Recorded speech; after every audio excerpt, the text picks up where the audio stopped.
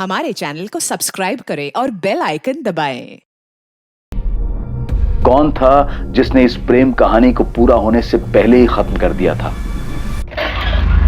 Sir, मुझे जिस लड़की का फोन आया था जो अपनी पहचान छुपा रही थी, उसने वो कॉल अहमदाबाद के किसी पीसीओ से किया था। उस लड़के ने यह भी बताया था ना कि जयेश और सोनल अहमदाबाद में। जी सर, और उसने ये भी बताया कि शेखर भाटिया नाम का एक सामाजिक कार्यकर्ता है जो घर से भागे हुए कपल्स की मदद करता है। सोनल और जयेश को रहने के लिए जगह भी शेखर भाटिया ने ही दिलवाई। सोनल, जयेश, आओ। अब ये शेखर भाटिया हमें बता सकता है कि अमित दवे और भावना राठौर कौन है, और अगर उन लोगों ने ही जयेश और सोनल को मारा था तो उनका मकसद क्या था? फारूक, शमशेर से कहो इस शेखर भाटिया का पता लगा।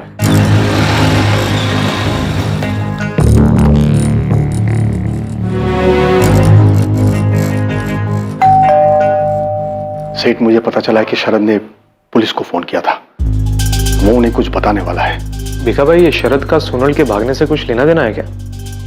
क्या बताएगा वो उन्हें? नहीं पता, लेकिन कुछ दिनों से उसका बर्ताव बड़ा अजीब सा था। क्या उसे सब कुछ पता है? नहीं बोल पाऊंगा सेठ, लेकिन ये 10 लाख वाली बात भी ऑफिस से ही लीक हुई थी। महेश ने पुलिस के किसी खबरी को बताया था। 10 दिन में सांप पाल के रखे हुए हैं, चैन से शोक भी मनाने नहीं देते।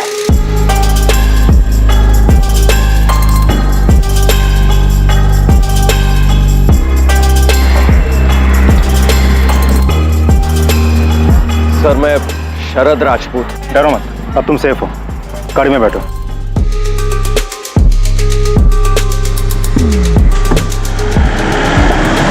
शेखर भाटिया? हाँ, फोटो फोन नंबर कुछ नहीं है, बस इतना जानते हैं कि अहमदाबाद में कहीं रहता है, जो घर से भागे हुए कपल्स की मदद करता है जो अलग बिरादरी में शादी करना चाहते हैं। आप मुझे 24 घंटे का टाइम दो, इसकी कुंडली आपके सामने रख दूंगा। ये जयेश का दोस्त भरत राणा, इससे बात करो, अहमदाबाद में ही रहता है। ये दोनों सोनल और जयेश भी शेखर भाटिया के पास अहमदाबाद ही गए थे। किसी ने तो शेखर भाटिया के बारे में इनको बताया होगा। ये शेखर या तो जयेश का दोस्त होगा या तो सोनल की दोस्त शिल्पा या नताशा में से किसी ने इसके बारे में बताया होगा। मैं उनसे बात करती हूँ, तो तब तक शेखर भाटिया को लेकर।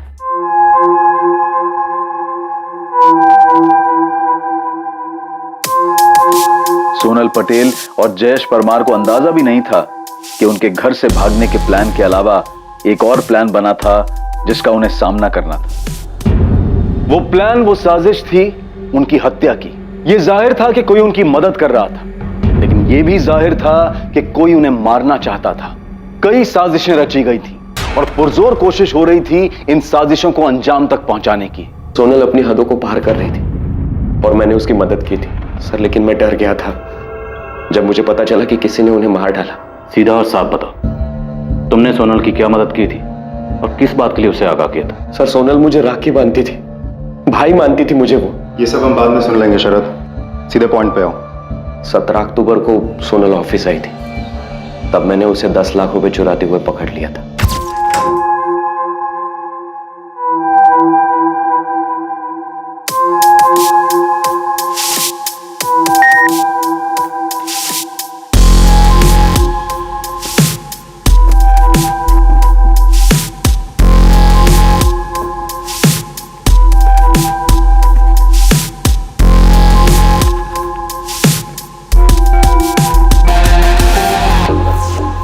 तुम यहाँ?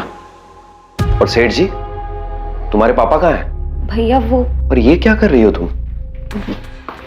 भैया भैया प्लीज मेरी मदद कीजिए। किस चीज में? चोरी करने में? प्लीज, ये मेरी मजबूरी है। मैं अजय से शादी नहीं करना चाहती। क्या? क्यों क्यों नहीं करना चाहती? मैं जयेश से प्यार करती हूँ। जयेश परमार मेरे कॉलेज में है, हम दोनों एक दूसरे से बहुत प्यार करते हैं, हम शादी करना चाहते हैं।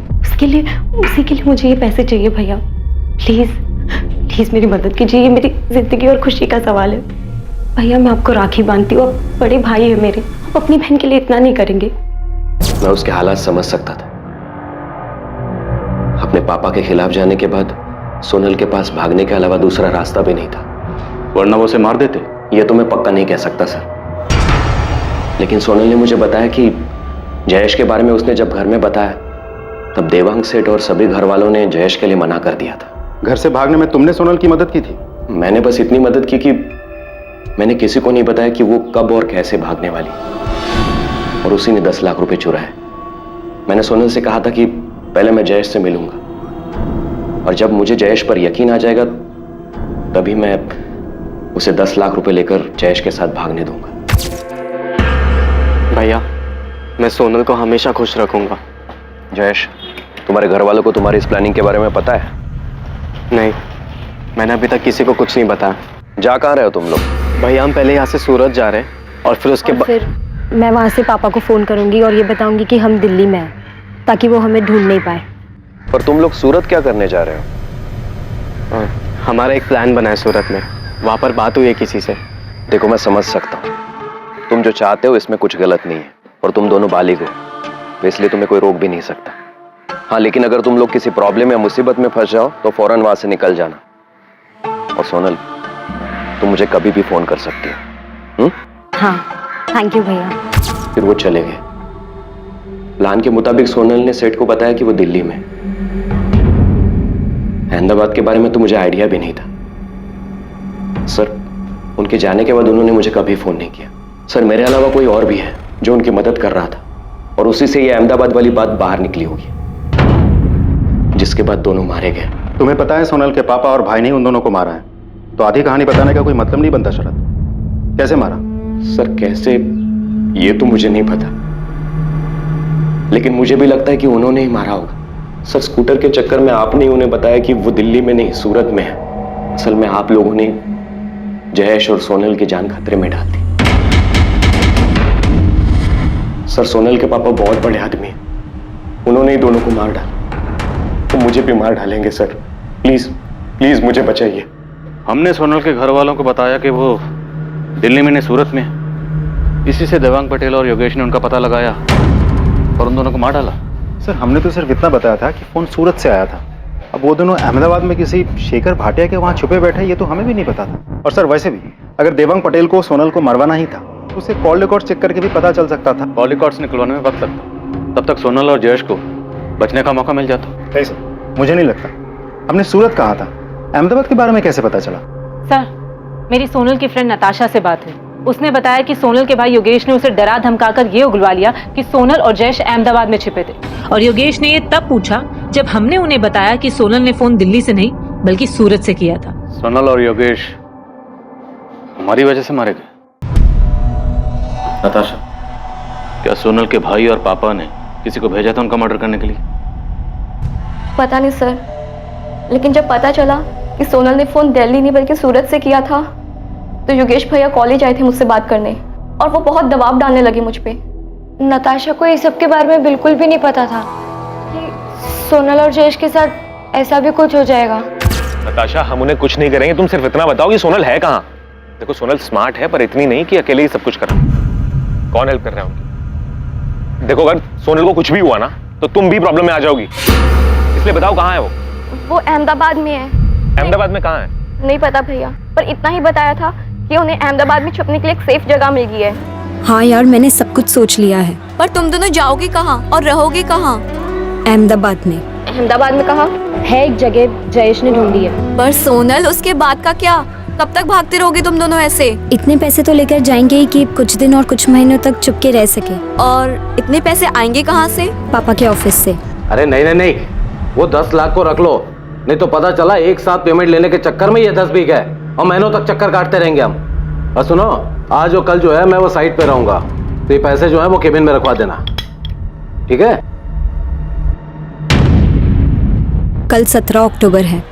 मैं पापा के ऑफिस से 10 लाख उठाऊंगी, उसके बाद मैं और जयेश यहाँ से दूर भाग जाएंगे और शादी करके अपना घर बनाएंगे। मुझे बहुत गिल्ट फील हो रहा है, मेरी वजह से योगेश भैया को पता चला कि वो दोनों अहमदाबाद में है। क्या तुम्हारे अलावा भी किसी को पता था कि वो दोनों अहमदाबाद में? नताशा, इस पूरी प्लानिंग में कोई और भी था उनके साथ? मुझे नहीं पता मैम, मुझे तो बस उतना ही पता है जितना सोनल ने मुझे बताया था। साहब, आप देवांग और उसके बेटे को खाली उठाना मत, उनको खूब तोड़ना, खूब मारना उनको।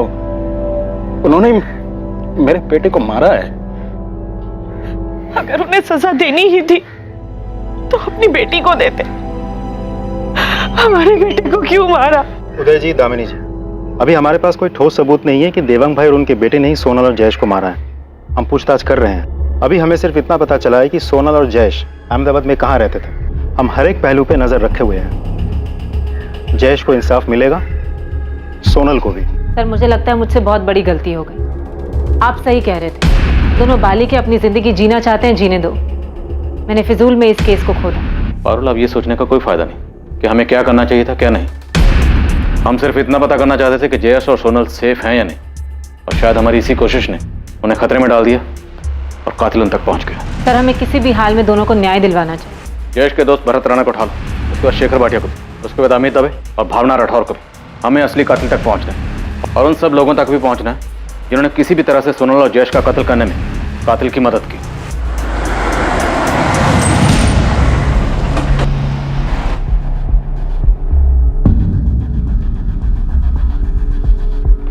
शेखर भाटिया जी, आप कौन?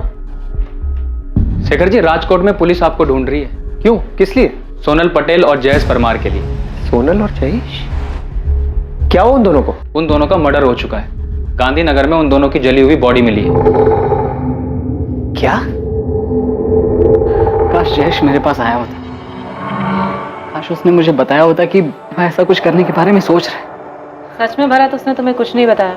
बताया होता तो मैं उसे ऐसा कुछ करने ही नहीं देता ना। मैडम, जयेश अपनी माँ बाप की इकलौती औलाद था। मेरी तरह बहुत गरीब परिवार से था। माँ बाप ने कितने सपने देखे थे उसके लिए, पढ़ाई में अच्छा था, सीए बनना चाहता था। यानी सब क्या? भरत, हम सिर्फ ये जानना चाहते हैं कि सोनल और जयेश शेखर भाटिया तक कैसे पहुंचे, और अगर सोनल के भाई और बाप ने उन दोनों का मर्डर किया है तो वो उन दोनों तक कैसे पहुंचे और उन दोनों को कैसे मारा। आप बताइए, मैं आपकी मदद कैसे करूं जबकि मुझे कुछ भी नहीं पता है सिवाय इसके कि वो मेरा अच्छा दोस्त था। मुझे तो उस पर दुख कम गुस्सा ज्यादा आ रहा है। फाइनल ईयर में था, ये बन जाता अगले साल तक। पूरी लाइफ पड़ी थी उसके सामने, लेकिन नहीं, शादी और प्यार का खुद सवार हो गया। भरत, अब जो हो चुका उससे बदला नहीं जा सकता। तुम हमें बस। मैडम, मैं भी आपसे यही कह रहा हूँ कि जो हुआ है उसके बारे में मुझे कुछ नहीं पता है। मुझे तो ये समझ में नहीं आ रहा है कि मैं उसके माँ बाप को कैसे समझाऊं। वो बार बार मुझे एक ही बात बोले जा रहा है कि तू तो उसका अच्छा दोस्त था, तूने क्यों नहीं समझाया उसे। अब मैडम, मैं उसे कैसे समझाता, क्योंकि जयेश ने मुझे कुछ बताया नहीं इसके बारे में। अगर बताया होता ना तो उसको 2 थप्पड़ लगा देता, सारा ये प्यार और शादी का भूत उतार देता। भरत,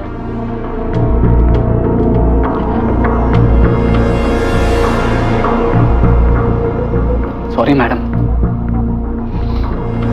सॉरी मैडम, मुझे इसके बारे में और कुछ नहीं पता है। मैं इससे ज्यादा और आपकी मदद नहीं कर सकता।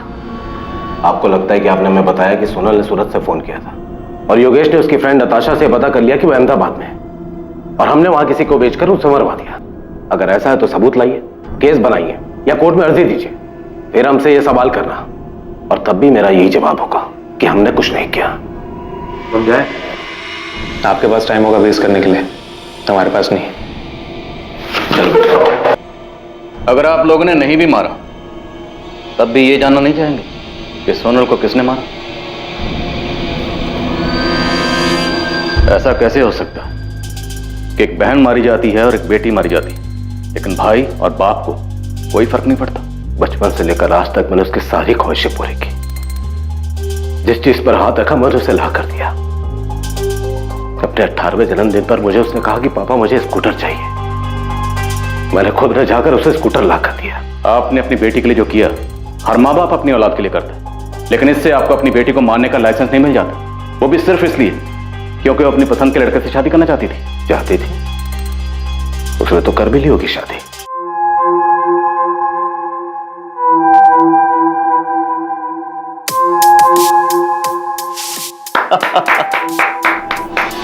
हम उसे सिर्फ इसलिए ढूंढ रहे थे ताकि उसे ये बोल सकें कि उसने जो कुछ किया है ठीक है। अब उसे हमसे ऐसे भागने की या छिपने की कोई जरूरत नहीं। और आप लोगों को लगता है कि मैं आप लोगों की इन बातों पे यकीन कर रहा हूं, क्योंकि इसके अलावा आपके पास और कोई चॉइस नहीं है। वरना साबित करो कि सोनल और जयेश को हमने मारा है।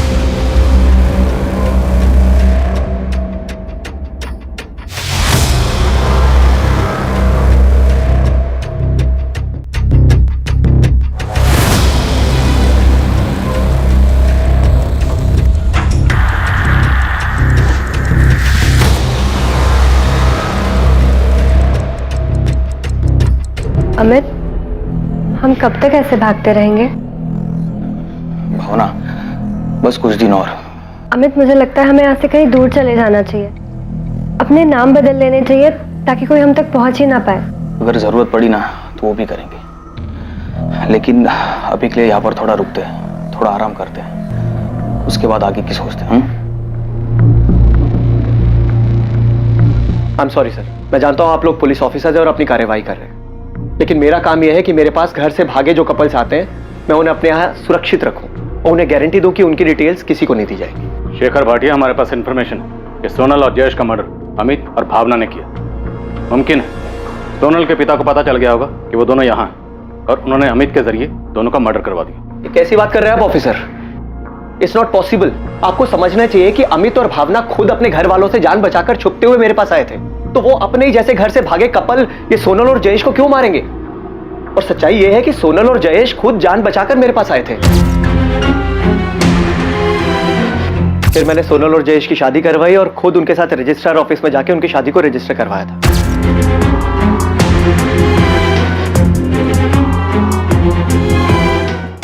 सर 19 अक्टूबर से 2 नवंबर पूरे 2 हफ्ते वो यहीं पर मेरे दिए रूम में रहे, और जब वो यहाँ से जाने लगे तो मैंने उनसे पूछा भी था कि क्या उन्हें पूरा यकीन है कि यहाँ से बाहर जाकर वो लोग सेफ रहेंगे, क्योंकि पता नहीं क्यों मुझे उनके लिए डर था। मेरी पापा से बात हुई है, वो जयेश से मिलना चाहते हैं। उन्हें हमारी शादी से कोई प्रॉब्लम नहीं है। भैया हम यही तो चाहते थे कि सोनल के घर वाले हमें एक्सेप्ट कर ले। सोनल के पापा का इतनी जल्दी तुम्हारे रिश्ते को एक्सेप्ट करना बहुत अजीब लग रहा है मुझे। भैया वो मेरे पापा हैं। बिल्कुल सोनल, वो तुम्हारे पापा हैं, इसीलिए कह रहा हूँ। मैंने बहुत से केसेस में देखा है कि देखो, मैं नहीं चाहता तुम दोनों के साथ कुछ भी ऊंच नीच हो। भैया मैं आपका डर समझ सकता हूँ, लेकिन आप चिंता मत करो, ऐसा कुछ भी नहीं होगा। आप हमें जाने दो, और आपने हमारे लिए जो कुछ भी किया है हम वो कभी नहीं भूल पाएंगे। हाँ भैया, और अब तो पापा और भैया दोनों मान गए हैं। वो जयेश को एक्सेप्ट करने के लिए तैयार है, तो हमें जाना चाहिए। मुझे डर था कि वो लोग गलती कर रहे हैं, फिर भी मैं उन्हें रोक नहीं पाया, और मेरा डर सच साबित हुआ। ये सोनल और जयेश का मैरिज सर्टिफिकेट है। मैं इसे सोनल के घर पे भेजने ही वाला था, लेकिन उससे पहले ही आपके आदमी ने आके मुझे बताया कि उन दोनों का मर्डर हो गया है। ऑफिसर, मुझे सोनल और जयेश के लिए बहुत बुरा लग रहा है कि मैंने उन दोनों को यहाँ से क्यों जाने दिया। सोनल और जयेश आपके पास कैसे आए थे? जयेश ने मुझे फोन किया था राजकोट से, शायद भागने से 1 हफ्ता पहले। अगर जयेश ने आपको फोन किया था तो जयेश के कॉल रिकॉर्ड में हमें आपका नंबर क्यों नहीं दिखा? सर जयेश ने बहुत जबरदस्त प्लानिंग की हुई थी, और मुझे पूरा यकीन है कि उसने मुझे मोबाइल से नहीं बल्कि पीसीओ से फोन किया होगा। हमें कुछ दिनों के लिए छुपकर रहने के लिए एक जगह चाहिए थी, क्या आप हमारे लिए कुछ कर सकते हैं? जयेश कहाँ से बात कर रहे हैं? जी सर, मैं राजकोट से बोल रहा हूँ। मैं और सोनल एक दूसरे से बहुत प्यार करते हैं और हम शादी करना चाहते हैं, लेकिन हमारी फैमिलीज हमारे अगेंस्ट है। क्या आप हमारी मदद कर सकते हैं सर? हाँ जयेश, मैं मदद कर सकता हूँ तुम्हारी, लेकिन उससे पहले तुम्हें मुझे अपनी उम्र बतानी होगी। सर हम दोनों बालिग हैं, मैं 21 साल का और सोनल 20 साल की है। जयेश सिर्फ बोलने से नहीं चलेगा, तुम्हें मुझे अपना एज प्रूफ देना होगा। तो तुम दोनों में से किसकी फैमिली अगेंस्ट है? मेरी। हम पहले सूरत गए, फिर वहां से सोनल ने अपने पापा को फोन किया। मैंने उनसे कहा कि मैं दिल्ली में हूँ। और जयेश तुम्हारी फैमिली? सर मेरी फैमिली को ऐसी कोई प्रॉब्लम नहीं है, वो लोग अगेंस्ट सिर्फ इसलिए क्योंकि सोनल की फैमिली ने मुझे रिजेक्ट कर दिया। मेरे पूछने का मतलब यह है कि तुमने क्या अपनी फैमिली को झूठ बोला है? उनके हिसाब से इस वक्त तुम कहाँ हो? सर मैंने उन्हें सच झूठ कुछ नहीं बताया। उनके हिसाब से मैं अभी हॉस्टल में हूँ, लेकिन कॉलेज में मैंने लीव एप्लीकेशन दिया। ठीक है, मैंने कल 11 बजे का टाइम ले लिया है रजिस्ट्रार ऑफिस में। कल तुम दोनों की शादी हो जाएगी। सर मैं पूरे यकीन से कह सकता हूँ कि उन दोनों को सोनल की फैमिली नहीं मारा है, क्योंकि मैंने ऐसे बहुत से केसेस में देखा है कि घर वाले लड़का लड़की को झूठ बोल के घर बुलाते हैं और उसके बाद उन्हें मार देते हैं। पर सोनल की अपनी फैमिली से बात कैसे हुई? क्योंकि सोनल के माँ बाप भाई बहन यहाँ तक कि उनके लैंडलाइन पर अहमदाबाद से ना कोई फोन आया ना गया। उन दोनों के पास कोई फोन था? जी नहीं, मेरी जानकारी में तो नहीं। दरअसल सर सोनल और जयेश इन दोनों ने बहुत जबरदस्त प्लानिंग की हुई। मतलब पहले घर से भागना, फिर सूरत जाना, और घर पे फोन करके बोलना कि वो लोग दिल्ली में हैं, और उसके बाद मेरे पास आना। मतलब मैंने इन दोनों के जैसे और भी कई कपल्स देखे जो घर से भागते हैं, लेकिन जैसी प्लानिंग सोनल और जयेश ने की थी उसे देखकर मैं भी हैरान था। और शेखर भाटिया, सवाल यह है कि सोनल की अपनी फैमिली से बात कब और कैसे हुई? आपने बताया कि सोनल की फैमिली जयेश को एक्सेप्ट करने के लिए तैयार हो गई थी और वो दोनों राजकोट अपने घर वापस जा रहे थे। पता नहीं सर, जो उन दोनों ने मुझे बताया वो मैंने आप दोनों को बता दिया। शेखर भाटिया, आपको हमें अमित और भावना की डिटेल्स देनी ही होगी। आप प्लीज मेरा यकीन कीजिए ऑफिसर, अमित और भावना सोनल और जयेश का मर्डर नहीं कर सकते। जिस दिन सोनल और जयेश यहां से गए हैं, ठीक उसके अगले ही दिन वो दोनों भी यहां से चले गए थे। अगर तुम ऐसे डिटेल्स नहीं दोगे तो हम मजिस्ट्रेट का ऑर्डर लेकर आएंगे, और हम नहीं चाहते कि हम ऐसा करें। आप अच्छे इंसान हैं, अच्छा काम करें, हम भी अपना काम करें।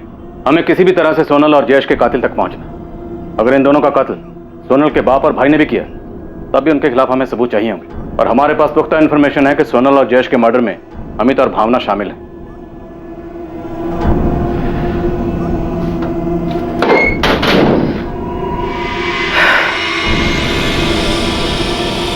ये लीजिए, इसमें उन दोनों का भावनगर का एड्रेस है जहां उनकी फैमिलीज रहती है। लेकिन मेरी आप लोगों से रिक्वेस्ट है कि प्लीज इन दोनों के बारे में इनकी फैमिलीज को नहीं पता चलना चाहिए, वरना इनके साथ भी वही होगा जो सोनल और जयेश के साथ हुआ। सर, राजकोट में बैठे जयेश को शेखर भाटिया के बारे में कैसे पता चला कि उनकी मदद कर सकता है? इस शेखर भाटिया की ना कोई वेबसाइट है, ना ऑफिस है, ना कोई प्रचार है। फिर कोई तो था जो उनकी मदद कर रहा था। इतनी प्लानिंग कि सूरत जाएंगे और दिल्ली बताएंगे, मोबाइल फोन यूज नहीं करेंगे, और फिर शेखर को कांटेक्ट करना। रुपेश, हम कुछ तो मिस कर रहे हैं। सोनल और जयेश के लिए हम जिम्मेदार हैं। हमसे ही सोनल के पापा और भाई को पता चला कि फोन दिल्ली से नहीं सूरत से आया था। नहीं सर, आप फिजूल में अपने आप को जिम्मेदार ठहरा रहे हैं। मुझे लगता है ये सारा प्लान पहले ही बन चुका था। उनके घर से भागने के बाद ही उनका मर्डर, सब कुछ। सर, मुझे ये समझ में नहीं आ रहा है, सोनल ने अहमदाबाद से अपने पापा के साथ कब और कैसे बात की? शरद राजपूत ये सामने से कबूल करने आया था। कहीं इंफॉर्मेशन के नाम पर इसने हमें घुमा तो नहीं दिया? मैं आपको घुमाऊंगा? तुम्हारी बहन जैसी सोनल को तूने 10 लाख लेके जाने दी, पर ये नहीं पूछा कि कहाँ जा रही है? मैंने नहीं पूछा सर, क्योंकि मैं ऐसी बात जानना ही नहीं चाहता था जो मुझे मजबूरी में किसी को बतानी पड़े, जिसकी वजह से सोनल मुसीबत में आ पड़े। जयेश परमार अहमदाबाद के शेखर भाटिया को कैसे जानता था? मैं किसी शेखर भाटिया को नहीं जानता। शेखर भाटिया ये कौन है? तुम्हारे जैसे घर से भागने वालों की मदद करते हैं। शादी, मैरिज सर्टिफिकेट से लेकर चुप कर रहने की जगह तक का इंतजाम कर देगा। फोन कर लेना इसे। नहीं मैम, मैं किसी शेखर भाटिया को नहीं जानती। मैम, मुझे भी नहीं पता कि ये कौन है। राजकोट में कोई है जिसने सोनल और जयेश की मदद की हो, जिसने उनका अहमदाबाद में शेखर भाटिया से कांटेक्ट करवाया हो?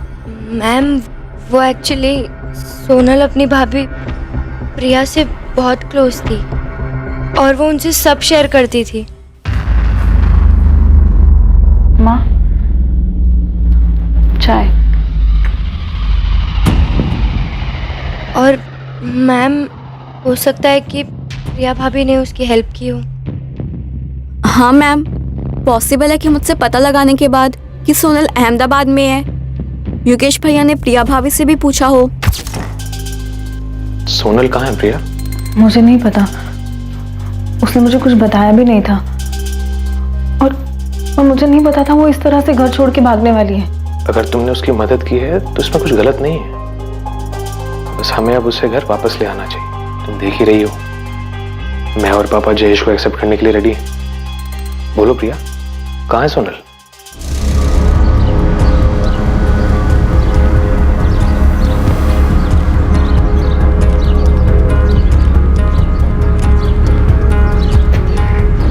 प्रिया, गाड़ी में बैठो। इस बार बातचीत थोड़ी लंबी चलेगी। सेठ, अंदर आ जाओ। हाँ। सेठ, आज सुबह पुलिस वाले मुझे पूछताछ के लिए लेके गए थे। 36 तरीके से 36 सवाल पूछा उन्होंने। ये भी पूछा कि आपके और योगेश के पास कोई दूसरा नंबर है क्या। और सेठ, मुझे नंबर देना पड़ा, वरना वो लोग मुझे छोड़ते ही नहीं। भीखा भाई जी, आप मेरे सबसे ईमानदार आदमी हो। जी सेठ, आपको कोई शक है? नहीं, शरद पे मुझे गुस्सा नहीं है, उसने जो किया सो किया। पर इस बात का दुख है कि जब सोनल यहां पर आई थी तभी आपको मुझे फोन करके बता देना चाहिए था। मुझे कैसे पता होता सोनल बेबी ये सब करेगी? वो आपकी लाडली भी थी। अगर उसने कहा कि उसे आराम करना है, केबिन खोल दो, तो मैं मना कैसे कर सकता सेठ?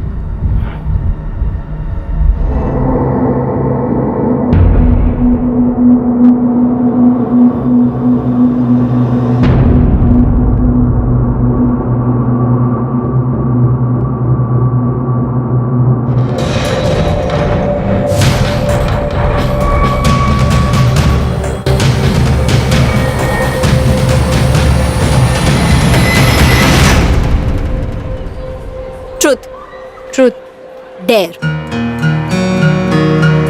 ओह डैड, तुझे वो जो रेड चेक शर्ट में लड़का दिख रहा है, तुझे उसके टेबल पर जाना है। वहाँ पर जाकर उसकी कोल्ड ड्रिंक पीनी है, समोसा खाना है, उसका नाम और फोन नंबर लेकर आना है, फिर वापस यहाँ आकर उसको फोन करना है। ये कोई डेयर नहीं है, ये तो एक पूरा चैप्टर है।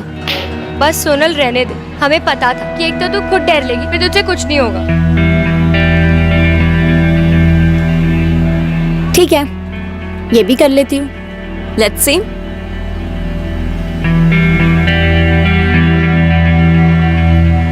हाय, आई एम सोनल। अरे, मैंने अपना नाम बताया, तुम भी बताओ। क्यों? क्योंकि मैं पूछ रही हूँ।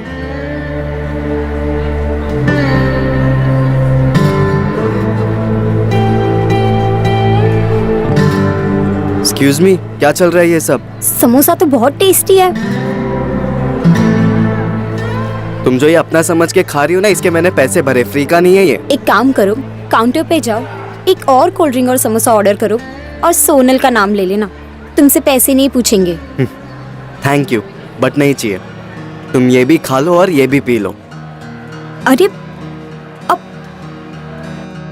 हेलो, अब तक तो बेसिक इंट्रो भी नहीं हुआ, अपना नाम तो बताओ। क्यों बताऊं मैं तुम्हें अपना नाम? कौन हो तुम? अभी तो अंदर बताया, मेरा नाम सोनल है। अच्छा, एक्चुअली ना मुझे ना डेयर मिली थी, प्लीज अपना नाम और नंबर दे दो, वरना मेरी दोस्त ना मेरा जीना मुश्किल कर देंगे। मैं ना ही तुमको अपना नाम बता रहा हूँ और ना ही मैं तुमको अपना नंबर दूंगा। अरे प्लीज टेंशन मत लो, मैं तुम्हें क्रेडिट कार्ड बेचने के लिए फोन नहीं करूंगी, दे दो ना नंबर। समोसा और कोल्ड ड्रिंक तो तुमने देख लिया, नाम जयेश परमार और ये है उसका फोन नंबर।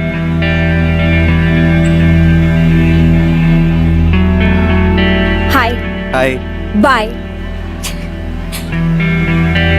कितना इंसल्ट।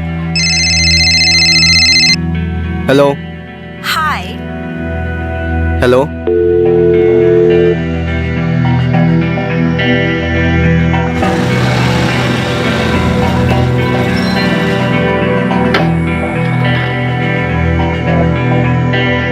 मैंने तुम्हें अपना फोन नंबर दिया तो तुम रोज रोज ऐसे कॉल करके परेशान करोगी?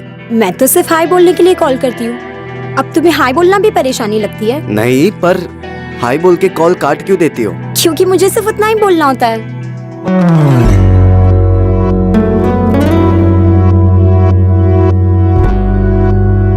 ओह, तो तुम्हें भी कुछ बोलना होता है?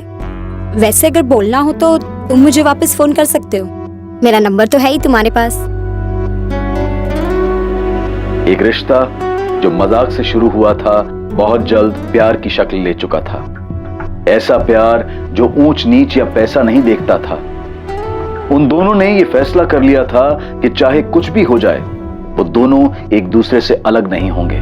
नहीं मैम, मैंने सोनल और जयेश की भागने में बिल्कुल मदद नहीं की थी, और अब लगता है कि काश कर दी होती। रिया, तुम अब भी उनकी मदद कर सकती हो, ये बताकर कि तुम्हारे पति योगेश और तुम्हारे ससुर देवांग पटेल ने उन दोनों को कैसे मारा और उन दोनों तक कैसे पहुंचे। वो उन्होंने ऐसा कुछ भी नहीं किया मैम, उन्होंने नहीं मारा है। रिया, जुर्म छुपाना भी एक बहुत बड़ा जुर्म है। तुम मर्डरर को पता है मैम, लेकिन उन्होंने नहीं मारा है। तो फिर किसने किया है? किसके पास मोटिव था जयेश और सोनल को मारने का? जयेश के माँ बाप के पास, जिन्हें यह भी नहीं पता था कि उनका बेटा हॉस्टल में है या नहीं। रिया, मैं आखिरी बार पूछ रही हूँ, क्या सोनल उन्हें मिली? कैसे पहुंचे वो उस तक? नहीं मिली, ढूंढने पर भी नहीं मिली, और उन्होंने नहीं मारा है सोनल को। सर, योगेश और देवांग पटेल के बाकी के 2 नंबर्स भी हमने स्कैन किया, लेकिन कुछ मिला नहीं। किसी हिस्ट्री शीटर का नंबर नहीं, कोई सस्पिशियस एक्टिविटी नहीं। अहमदाबाद में किसी को कॉल किया? नहीं सर। ऐसा कैसे हो सकता रुपेश? कहीं हम गलत ट्रैक पर तो नहीं? ऐसा तो नहीं कि ये केस ऑनर किलिंग का है ही नहीं। सर, पारुल ने प्रिया से अलग अलग तरीके से सवाल किया, उसे डराई, धमकाई, इमोशनल करके भी सवाल पूछा। अब तक तो प्रिया को टूट जाना चाहिए था, लेकिन ऐसा कुछ हुआ नहीं। सर, अब भी ये सवाल बना हुआ है कि सोनल ने अहमदाबाद से कब और कैसे देवांग पटेल से बात की, जब देवांग पटेल ने उन्हें कहा कि वो उन्हें माफ कर चुके हैं और जयेश को भी अपनाना चाहते हैं। अब आप सलीके से पूछ रहे तो बता देता हूँ। सोनल से मेरी आखिरी बार तब बात हुई थी जब उसने मुझे सूरत से फोन किया था, उसके बाद मेरी कोई बात ही नहीं हुई। हाँ, छोटी बहन थी मेरी, ढूंढ रहे थे उसे हम दोनों, जानना चाहते थे कहाँ है, कैसी है। उसे ऐसे घर छोड़ के नहीं भागना चाहिए था। बाप हूं मैं उसका, जल्लाद नहीं। प्यार करता था मैं उससे।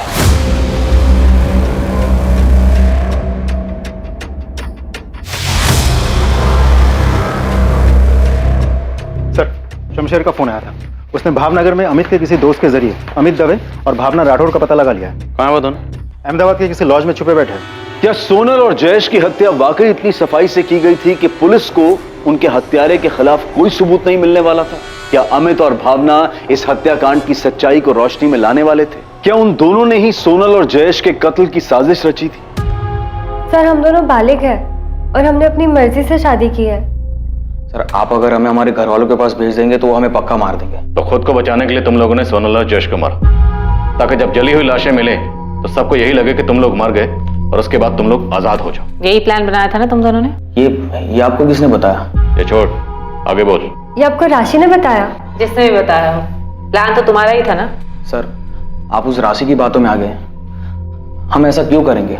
बेचारे सोनल और जयेश भी हमारी तरफ अपने पापा के डर से अपने घर से ही भागे हुए थे सर। और हम सब, यहाँ तक कि राशि और उसके हस्बैंड रौनक भी शेखर भैया के घर पे अहमदाबाद में छुपे हुए थे और हम सब ने साथ में मिलकर बहुत अच्छा टाइम बिताया सर। हम क्यों मारेंगे सोनल और जयेश को?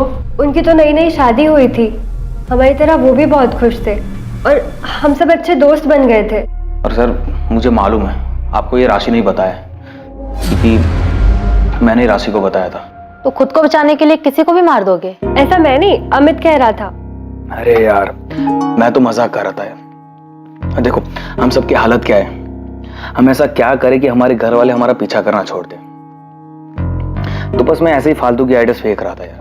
और मैंने कहीं पे देखा हुआ था कि 2 लोगों की लाश मिलती है और लोग उन्हें किसी और की समझ लेते हैं। तो तुमने सोचा तुम किन्हीं 2 लोगों को मार दोगे और तुम्हारे घर वाले सोचेंगे कि तुम और भावना मर गए। अरे यार, वो तो मैंने ऐसे ही बोला था यार। क्या मैं सच में ऐसा करूंगा? सर, मैंने ऐसे ही बोला था उसको, लेकिन राशि ने कुछ ज्यादा ही सोच लिया था। इसलिए आप लोगों को उसने बोला कि हमने सोनल और जयेश को। सर, सोनल और जयेश के मर्डर के बाद तो हम खुद डर गए थे।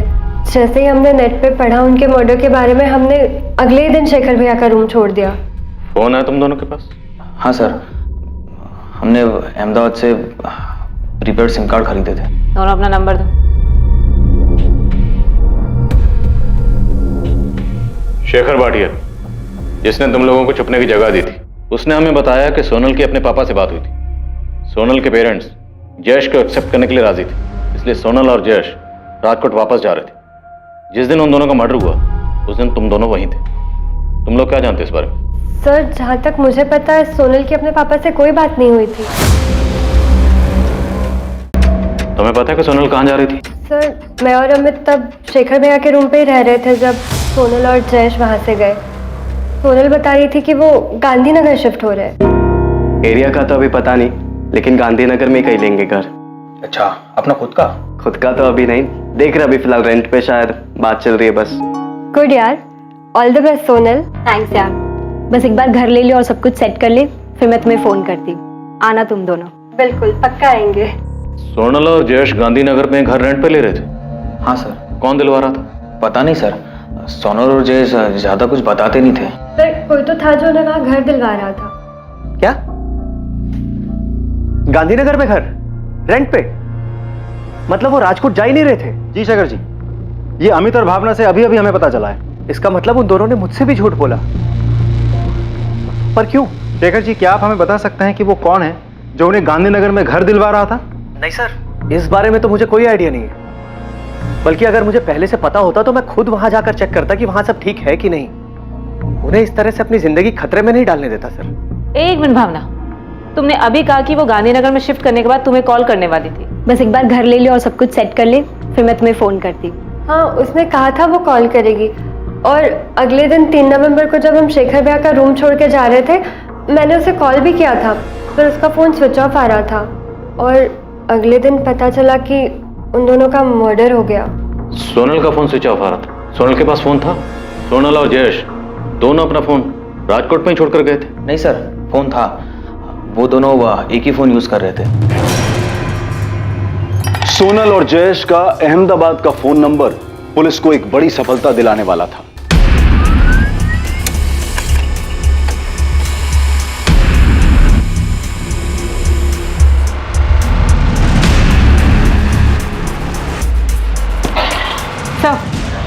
उसके पास जो नंबर था वो जयेश परमार के नाम पर प्रीपेड सिम था। कॉल रिकॉर्ड से कुछ डिटेल? ये सर लास्ट पेज पर है। उस रिकॉर्ड से हमें एक अहमदाबाद का नंबर मिला जिस पर रेगुलर बात हो रही थी। और अभी ये नंबर स्विच ऑफ? जी सर, डिटेल मंगवाई है, जल्दी आ जाएगी। अब ये नंबर ही इस केस की बिक्री कड़ियाँ जोड़ेगा। जितनी जल्दी हो सके इस नंबर की डिटेल मंगवाओ।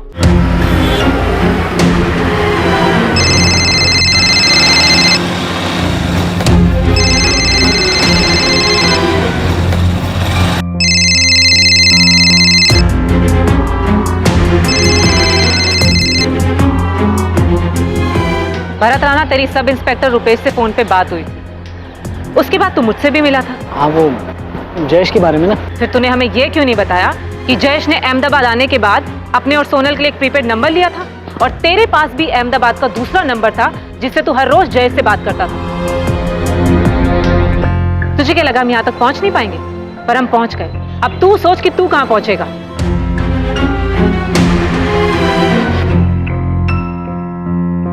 भागने की सोचना भी मत, कोई चांस नहीं।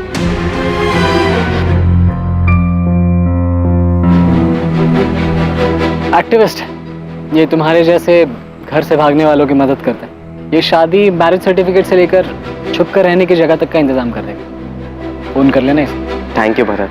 अबे थैंक यू क्यों बोल रहा है? बचपन का दोस्त हूं मैं तेरा, तेरे काम नहीं आऊंगा। जब जयेश परमार के पिता ने सोनल के घर वालों से बात करने से मना कर दिया, जब सोनल के घर वालों ने जयेश से मिलने तक से मना कर दिया, तब सोनल और जयेश ने घर से भाग जाने का प्लान बनाया। और तब जयेश ने तय किया कि वो अपने बचपन के दोस्त भरत राणा से बात करेगा और सोनल के साथ भागने में भरत की मदद लेगा। यार जयेश, ये घर से भागना, शादी करना और आगे लाइफ में सेटल होने के लिए, और उससे भी ज्यादा इंपॉर्टेंट है कि वो सोनल के पापा तुम दोनों तक ना पहुंचे ना, इन सब के लिए बहुत सारे पैसे लगेंगे। मुझे पता है जयेश, लेकिन अभी फिलहाल के लिए टेंशन नहीं है। सोनल कह रही है कि उसके पास पैसे हैं, उसने अपने पॉकेट मनी से सेव किए। तू पॉकेट मनी के भरोसे घर से भाग रहा है? नहीं यार, लेकिन सोनल पैसे अरेंज कर लेगी। अरे भाई, कितना कर लेगी? कितना तो नहीं पता, लेकिन 2-4 लाख तो कर ही लेगी वो। सही है, क्योंकि लाखों की जरूरत पड़ेगी हमें। यार भरत भाई, एक हेल्प कर देना, रेंट पे घर दिला दे प्लीज। तू टेंशन मत ले, मैं सब अरेंज करवा दूंगा।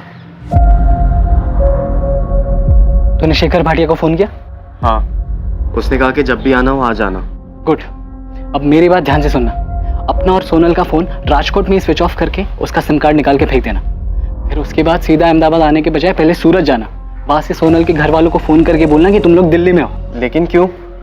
सोनल के घर वालों को कुछ बताने की जरूरत ही नहीं है, इसलिए तो भागना पड़ रहा है हमें। अबे भागना नहीं पड़ेगा, इसके लिए तो उन्हें बताने की जरूरत है। अगर सोनल के घर वाले उसे ढूंढने निकले तो वो लोग पहले दिल्ली जाएंगे, नंबर भी ट्रेस कर लिया तो वो लोग सूरत जाएंगे। वो सोच ही नहीं पाएंगे कि तुम लोग अहमदाबाद में हो। अच्छा, ये सही है, तो फिर हम ऐसा ही करेंगे। भाई सब ठीक तरीके से करना है ना, तो उसके लिए प्रॉपर प्लानिंग और पैसों की जरूरत पड़ती है। प्लान मैं बनाता हूँ, तो पैसे का देख। वो 5 लाख का इंतजाम हुआ? हाँ, वो हो जाएगा, इसलिए हम कल ही भाग जाएंगे। सोनल कह रही थी कि उसके पास 10 लाख है। 10 लाख? हाँ, वो कह रही कि वो 10 लाख रुपए लेकर आएगी। चल, फिर तो टेंशन नहीं खत्म। सोनल और जयेश को अंदाजा भी नहीं था कि घर से भागने के उनके प्लान के अलावा एक और प्लान बना था, उन्हें लूटने का और शायद उन्हें मारने का भी।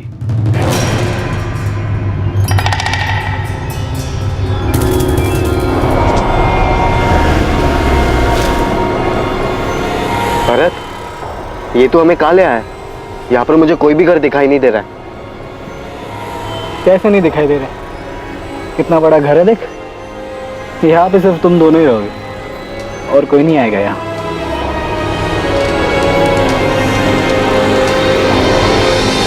भरत राणा, ऐसा क्या हुआ था कि तू बचपन से मदद करने वाला दोस्त मसीहा से सीधा शैतान बन गया? पैसे मिले थे दोनों को मारने के, किसने दिए? देवांग पटेल ने या योगेश ने? देवांग और योगेश ने लालच दिया था या फिर 10 लाख का लालच आ गया था जो सोना लेकर भागी थी? बोल क्यों मारा? किसके इशारे पर मारा? क्यों मारा दोनों को? सोनल और जयेश की हत्या की साजिश उनके घर छोड़कर भागने के प्लान के साथ ही रची गई थी। शेखर भाटिया भी इस साजिश का हिस्सा था। वो भी तब से जब जयेश अपने दोस्त भरत से मदद मांगने गया था। शेखर भाई, लड़की बहुत मालदार पार्टी है, राजकोट की बहुत बड़ी फैमिली से। तो उन दोनों को यहाँ लेके आना, हेल्प की फीस 5 लाख बोल दे, उन दोनों को भी मैं यही रख दूंगा, पैसा आधा आधा कर लेंगे। नहीं भाई, लड़की बहुत बड़े घर की है, छोटी जगह में रह नहीं पाएगी, इसलिए तो जयेश को अलग से घर चाहिए रेंट पे। यहाँ लेकर आऊंगा तो बेकार में दिक्कत हो जाएगी। नहीं, अरे मैं कह रहा हूँ तू लेके तो आ, घर से भाग के आ रहे हैं, छुप के रहना पड़ेगा। ऐसे में कहाँ सब उनकी मर्जी से मिलने वाला है। चिंता मत कर, तू लेके आ, देख लेंगे। ये तुम लोगों का बेड है और ये कबर्ड। भरत, तूने मुझसे उस जगह के 5 लाख लिए, वो जगह 5 लाख की है। अबे सिर्फ जगह के पैसे नहीं लिए, शादी करवाई, रजिस्ट्रेशन करवाया, रहने को जगह दी है, सेफ्टी है, खर्चा होता है भाई इन सब चीजों में। भरत देख, मुझे मत सिखा, मैं भी कॉमर्स स्टूडेंट हूँ, मुझे पता है कि कहाँ पर कितना पैसा खर्च हो सकता है। भरत भाई, हम ऐसे 10 लोगों के बीच में इतनी कम स्पेस में नहीं रह सकते। हम दोनों को अपना खुद का घर चाहिए। तो बड़े घर के लिए बड़ा पैसा लगता है, 5 लाख रुपए में यही मिल सकता है। लेकिन भरत, जब मैंने तुझसे बात की थी तब तूने मुझे कहा था कि इतने पैसों में आराम से एक घर मिल जाएगा रेंट पे, और थोड़ा और आगे जाएंगे तो 1 रूम किचन मिल जाएगा, वो भी खुद का। जयेश यार, मैंने तुझे शेखर भाई के साथ मेन सिटी में रखा है, अब ऊपर से तू बोल रहा है। सॉरी भरत, हम यहाँ पर नहीं रह पाएंगे। हाँ तो मेरी तरफ से भी सॉरी यार, क्योंकि 5 लाख रुपए में यही मिल सकता है। लेकिन तूने पहले तो कहा था कि हो जाएगा सब कुछ। हाँ तो मैं तो अब भी बोल रहा कि हो जाएगा, बस 5 लाख रुपए और चाहिए, सिंपल। भरत, तुझे पहले 5 लाख दिए, अब तुझे और 5 लाख चाहिए। खुद का घर मिलना इतना आसान नहीं है। एक तो तुम दोनों घर से भागे हो यार, सारे इंतजाम करने पड़ेंगे। सोनल अपने पिता के ऑफिस से 10 लाख चुरा कर लाने वाली है, ये जयेश ने भरत को पहले ही बता दिया था। इसलिए भरत के लिए दोस्त की मदद करने की बजाय ये एक झटके में बड़ी रकम कमाने का मौका बन गया था। अब क्या करना है? वो लोग तो जान खा रहे, बोल तो दिया कि गांधीनगर में घर दिखाऊंगा, लेकिन अब कहाँ लेके जाओ? अरे ले जा कहीं भी और छोड़ के वापस आ जा। कुछ तो करना पड़ेगा। तो राजकोट पुलिस का भी फोन आया था, सोनल का स्कूटर मिला है उन्हें। वो जयेश के माँ बाप का भी फोन आ रहा था। सुन, मेरा एक दोस्त है राजू, इन दोनों को उसके साथ गांधीनगर ले जा और वहां जाकर सल्टा दे। सल्टा दे मतलब मार डालू? हाँ,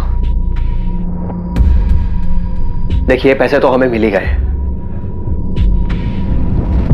बाकी के और 1-2 लाख जो होंगे वो भी हमारे हो जाएंगे। मार के जला देते हैं इन्हें। वैसे भी घर से भागे हुए हैं, किसी को कुछ पता नहीं चलेगा कि कहां गए। अरे ज्यादा सोच मत, मैं कह रहा हूं ना, मार देते हैं, कहीं अगर पकड़े गए तो हमारे लिए लेने के देने हो जाएंगे। और तू बोल रहा था ना लड़की का बाप बड़ा आदमी है, छोड़ेगा नहीं हमें। और मिस्टर एक्टिविस्ट, अच्छी एक्टिविटी की तूने। बाहर से प्रोटेक्शन देने के नाम पर खुद ही लोगों की जान ले रहा था। इससे पहले ऐसे और कितने मजबूर लोगों को ठगा और मारा है तूने। किसी को नहीं सर, बस पहली बार हुआ ये।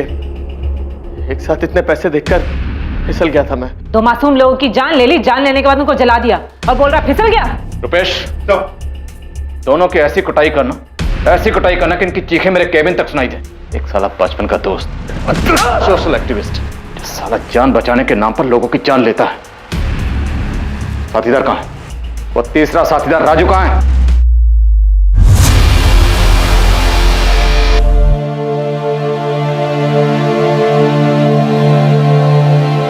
इस प्रेम कहानी में प्रेमियों का घर से भाग जाना तो था, पर ऑनर किलिंग यानी कि सम्मान के लिए की गई हत्या जैसा कुछ भी नहीं था। 2 युवा प्रेमियों के परिवार वाले उनके घर से भाग जाने की प्लानिंग से अनजान थे इस बात से कि एक दोस्त ने पैसों के लालच में उनके बच्चों को मारने का प्लान बनाया था।